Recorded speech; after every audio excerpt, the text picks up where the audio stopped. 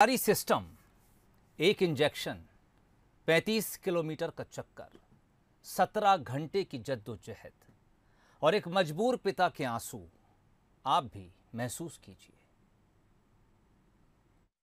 Black fungus का एक मरीज अस्पताल में जिंदगी और मौत से जूझ रहा है।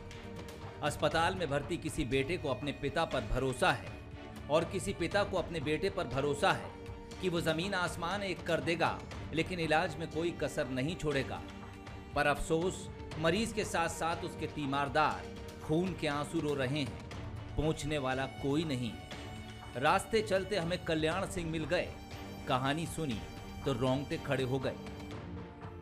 कल्याण सिंह गुना से बेटे का इलाज कराने भोपाल आए हैं, लेकिन जो सोचकर आए थे शायद वो यहाँ नहीं है। दर दर की ठोकरें खाते कल्याण सिंह सुबह से रात तक इंजेक्शन की तलाश में लगे रहते हैं। उस पर कोरोना कर्फ्यू यानी सब कुछ बंद, मई की गर्मी और परदेश में मीलों का सफर।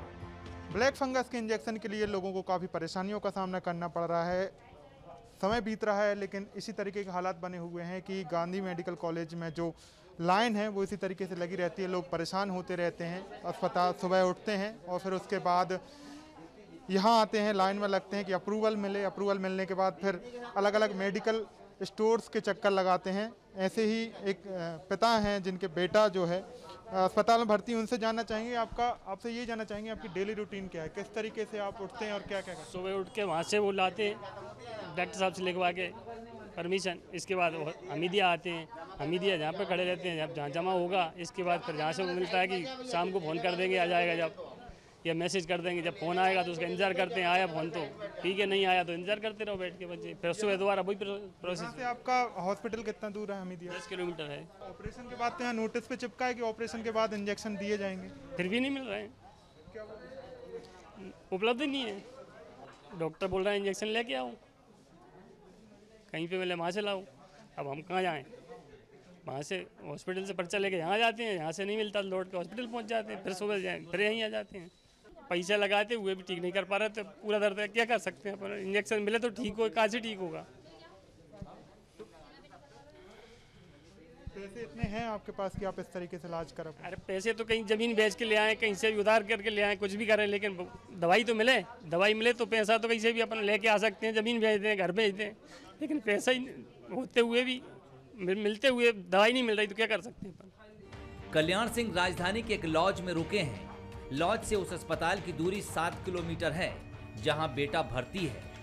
सुबह यहीं से डॉक्टर की लिखी पर्ची लेने आते हैं, फिर यहां से 10 किलोमीटर का सफर तय कर गांधी मेडिकल कॉलेज पहुंचते हैं। सुबह 10:30 बजे पर्ची जमा कराते हैं और इंतजार करते हैं 4 बजे का, जब डीन का साइन किया कागज वापस मिलता है। फिर गांधी मेडिकल कॉलेज से 12 किलोमीटर दूर वो फार्मा स्टोर है जहां इंजेक्शन मिलने की आस है, लेकिन इंजेक्शन तो रात 10 से 2 बजे के बीच मिलता है। मिला तो 6 किलोमीटर का सफर तय कर बेटे के लिए इंजेक्शन पहुंचाने का जिम्मा इसी पिता का है।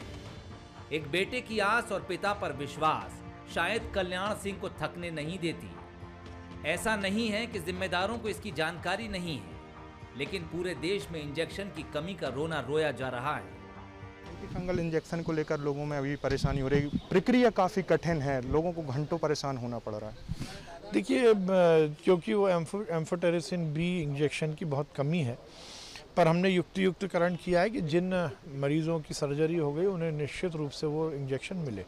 कल्याण सिंह अकेले ऐसे पिता नहीं हैं जो अथक मेहनत कर रहे हैं। इस दौड़ धूप में आपको कई और पिता, कई बेटे मिल जाएंगे। इंसानी रिश्तों की गहराई बयां करती ये जद्दोजहद न जाने कितने कल्याण सिंह की परीक्षा ले रही है, और समाज सदी की सबसे भीषण त्रासदी को खामोशी से देख रहा है। आकर्ष शर्मा, बंसल न्यूज।